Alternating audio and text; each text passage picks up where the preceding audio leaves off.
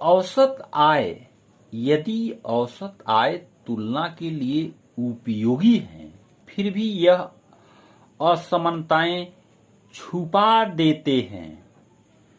उदाहरण के लिए दो देशों का यानी दो देश क और ख पर विचार करते हैं, हम समझने का प्रयास करते हैं, तो पाएंगे कि सरलता के लिए हम मानते हैं कि प्रत्येक देश में 5 निवासी हैं। यानी सरलता से समझने के लिए हम क्या करते हैं कि प्रत्येक देश में 5 निवासी। तालिका 1.2 में दिए गए आंकड़ों के अनुसार दोनों देशों की औसत आय निकालिए।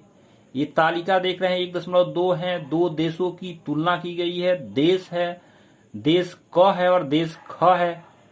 2012 में नागरिकों की मासिक आय रुपये में देख रहे हैं कि 1, 2, 3, 4, 5 ये औसत आय जो बताए गए हैं।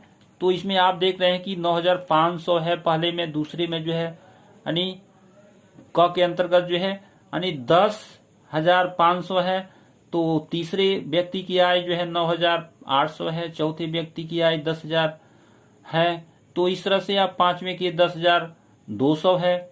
तो यह उनकी औसत है। अगर दूसरे देश हम ख की बात करें तो इसमें पहले की 500 आय है, दूसरे की 500 है, तीसरे की भी 500 है, चौथे की भी 500 है और पांचवें की आय जो है 48,000 है, यानी 48,000 है।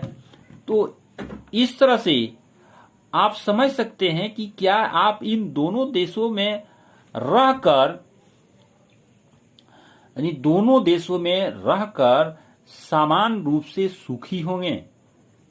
यह प्रश्न सामने आता है, क्या दोनों देश बराबर विकसित हैं?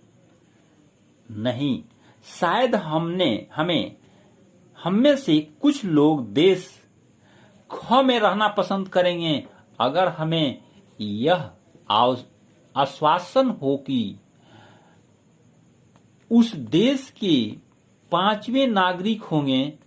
लेकिन अगर हमारी नागरिकता संख्या लॉटरी के द्वारा निश्चित होगी तो शायद हम में से ज्यादातर लोग देश क में रहना पसंद करेंगे।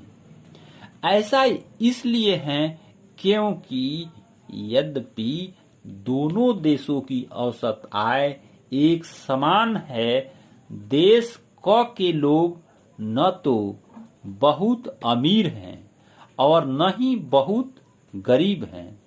जबकि हम देश ख की बात करें तो ज्यादातर नागरिक गरीब हैं, यानी ख देश वाले में ज्यादातर जो नागरिक हैं वो गरीब हैं और एक व्यक्ति बहुत अमीर है और उसमें एक व्यक्ति बहुत अमीर है। तो इस तरह से आप समझ सकते हैं कि इसीलिए यद्यपि औसत आय तुलना के लिए उपयोगी है, लेकिन इससे यह पता नहीं चलता है कि आय लोगों में विकास यानी किस प्रकार वितरित है। यानी ये पता नहीं चलता है कि आय जो है लोगों में कैसे वितरित है, यानी कैसे बटा हुआ है। अगर यहीं आप उदाहरण देखते हैं कि गरीब विहीन तथा अमीर विहीन व्यक्तियों का देश ये है, इनमें कुर्सियों को बनाया तथा उसका उपयोग करते हैं। तो देख रहे हैं कि 4 कुर्सी पर 5 लोग बैठे हुए हैं। वहीं आप गरीब और अमीर व्यक्तियों के देश में देखते हैं तो इसमें गरीब भी हैं और अमीर भी हैं। तो अमीर आदमी एक जो 4 कुर्सियों को जोड़ करके और आराम फरमा रहा है, यानी वह पैर फैलाकर लेटे भी हुआ है, उस पर हाथ से टेक लगा करके। वहीं आप देख रहे हैं कि 2 कुर्सियों पर गरीब 4 बैठे हुए, तो किसी तरह से काम चला रहे हैं, यानी इनके पास बहुत संसाधन अमीर हैं और यह जो है कम संसाधन है, इसमें किसी तरह से मिलजुल करके काम चला रहे हैं। तो आप समझ सकते हैं कि कुछ इसमें जो है विचार भी दिए गए हैं कि आओ इन पर भी विचार करें। तो 3 उदाहरण दीजिए जहां स्थितियों की तुलना के लिए औसत का प्रयोग किया जाता है। अगला प्रश्न है कि आप क्यों सोचते हैं कि औसत आय विकास को समझने का एक महत्वपूर्ण मापदंड है, व्याख्या कीजिए।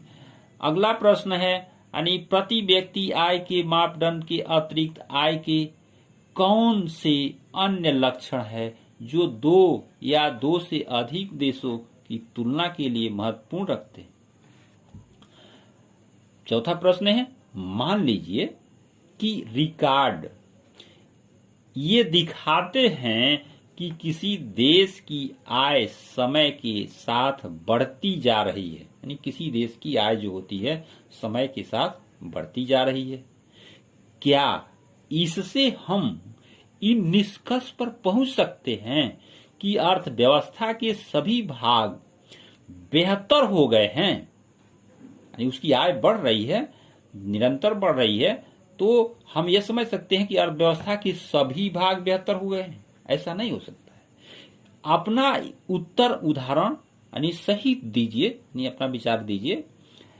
विश्व विकास रिपोर्ट 2012 के अनुसार निम्न आय वाले देशों की प्रति व्यक्ति आय ज्ञात कीजिए और इस पर भी विचार कीजिए आप लोग। तो इन एक अनुच्छेद लिखिए कि भारत को एक विकसित देश बनाने के लिए यानी हमें क्या करना या प्राप्त करना चाहिए। आय और अन्य मापदंड। तो प्यारे बच्चों, इसी क्रम में आपको अगले इस पॉइंट में आय और अन्य मापदंड के अंतर ले चला हूं। तो आइए इसको समझिए। जब हमने व्यक्तिगत आकांक्षाओं और लक्ष्यों को देखा तो पाया कि लोग केवल बेहतर आय के बारे में ही नहीं सोचते, बल्कि वे अपनी सुरक्षा, दूसरों से आदर और सम्मान का व्यवहार पाना भी चाहते हैं, आजादी भी चाहते हैं, इत्यादि जैसे लक्ष्यों के बारे में भी सोचते हैं। तो इसी प्रकार जब हम किसी देश या क्षेत्र के बारे में सोचते हैं तो हम औसत आय के अतिरिक्त अन्य महत्वपूर्ण लक्ष्यों के विषय में भी सोचते हैं, समझने की कोशिश करते हैं। तो ये विशेषताएं क्या हो सकती है, इसका निरीक्षण हम एक उदाहरण के द्वारा करते हैं। तालिका 1.3 हरियाणा, केरल और बिहार की प्रति व्यक्ति आय दर्शाती है। वास्तव में ये आंकड़े वर्ष 2015-16 की वर्तमान कीमतों पर प्रति व्यक्ति निवल राज्य घरेलू उत्पाद के हैं। अभी हम इस जटिल शब्द का क्या वास्तविक अर्थ है उसे छोड़ देते हैं। मोटे तौर पर हम इसे राज्य की प्रति व्यक्ति आय मान सकते हैं। मोटे तौर पर हम इस राज्य की प्रति व्यक्ति आय हम मान सकते हैं। हम देखते हैं, क्या करते हैं, हम देखते हैं कि इन तीनों राज्यों में हरियाणा की प्रति व्यक्ति आय सबसे अधिक है। यानी क्या है, हरियाणा की आय जो है सबसे अधिक है। यानी यहाँ हरियाणा की आय आप दिखाया भी गया है, देख भी सकते हैं इस तालिका में। तो हरियाणा, केरल, बिहार है और इसमें सबसे अधिक है, उसके बाद केरल की है और लास्ट में बिहार की। तो इस तरह से आर्थिक जो स्रोत सर्वेक्षण 2017-18 में किए गए हैं, तो और ये अधिक आय कहाँ की है, हरियाणा की है। और बिहार सबसे पीछे है। बिहार आप देख रहे हैं कि सबसे पीछे है, 31,454। तो इसी तरह से आप सोच सकते हैं कि यह पीछे है। इसका अर्थ है कि औसतन हरियाणा में एक व्यक्ति एक वर्ष में यानी क्या है, यानी 1,62,000 यानी 034 रुपये कमाता है, जबकि बिहार में औसतन वह केवल 31,454 रुपये कमा पाता है। इसीलिए अगर विकास को मापने के लिए प्रति व्यक्ति आय का प्रयोग किया जाए तो तीनों राज्यों में हरियाणा सबसे अधिक और बिहार सबसे कम विकसित राज्य माना जाएगा।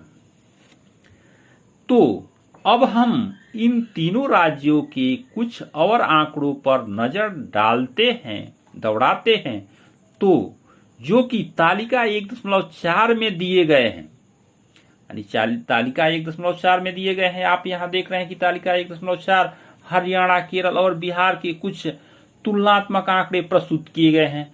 इसमें आप देख सकते हैं कि यह राज्य हरियाणा और केरल और बिहार है। शिशु मृत्यु दर प्रति यानी 1000 व्यक्ति 2016 के अनुसार दर्शाए गए हैं कि हरियाणा में 33 है, केरल में 10 है। शिशु मृत्यु दर बिहार में 38 है। तो बिहार में क्या है, सबसे अधिक मृत्यु दर है। हरियाणा में यानी जो है 33 है, केरल में 10 है, यानी सबसे कम है।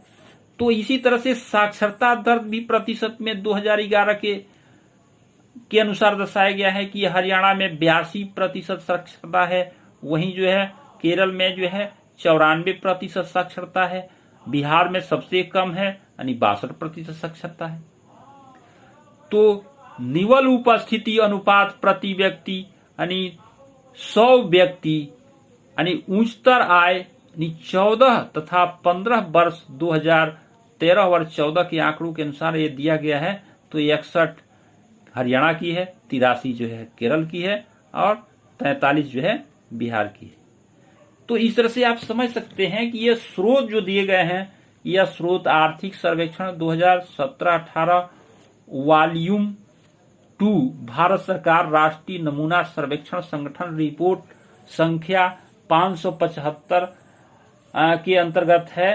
तो अंतिम रिपोर्ट है इसका, और इस तालिका में प्रयोग किए गए कुछ शब्दों का भी व्याख्या इसमें किया गया है, जैसे शिशु मृत्यु दर।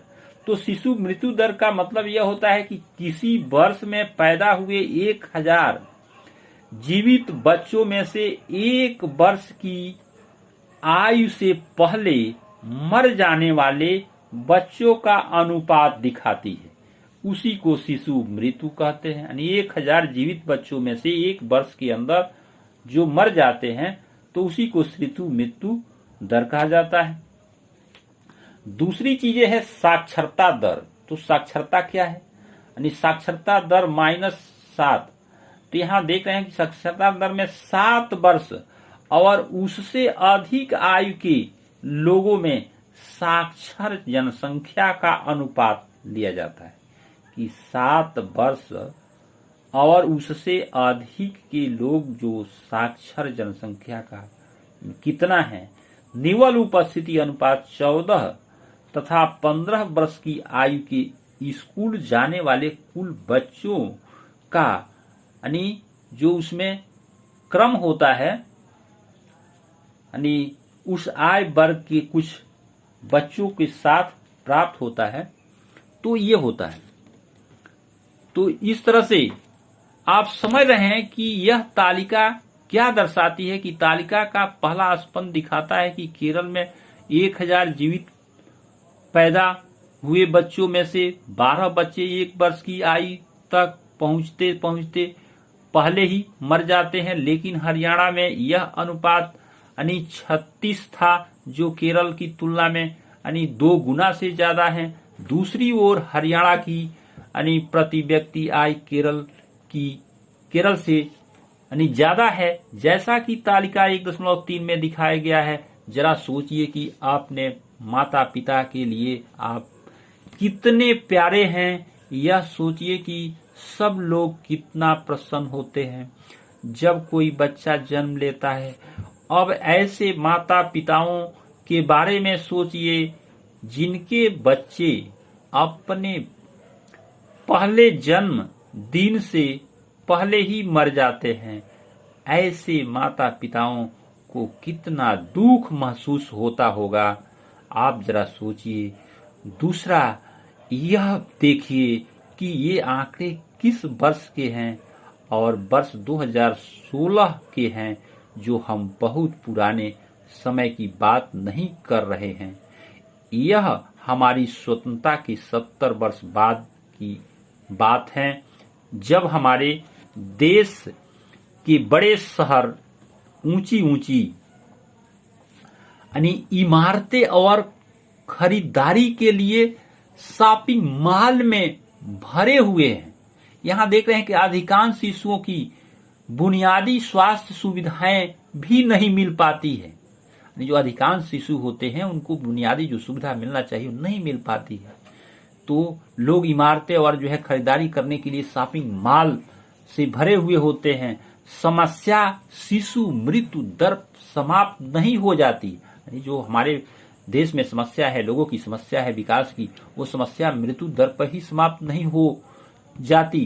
तालिका का अंतिम स्तंभ दिखाता है कि बिहार के लगभग आधे बच्चे कक्षा 8वीं के बाद स्कूल नहीं जा रहे हैं। बिहार का आंकड़ा ये भी दर्शाता है कि यह 8वीं के बाद जो है बच्चे जो है स्कूल नहीं जा रहे हैं। अर्थात यदि आप बिहार के किसी स्कूल में पढ़ते होते तो आपकी प्रारंभिक कक्षा के लगभग आधे से अधिक बच्चे गायब होते। जिन बच्चों को स्कूल में होना चाहिए था वह वहां नहीं होते। अगर ये आपके साथ होता तो आप बच्चों आप ये सोचिए कि अगर ऐसा आपके साथ होता तो आप अभी यह सब न पढ़ पाते। आप लोग जो पढ़ रहे हैं ये नहीं पढ़ पाते जो पढ़ रहे हैं।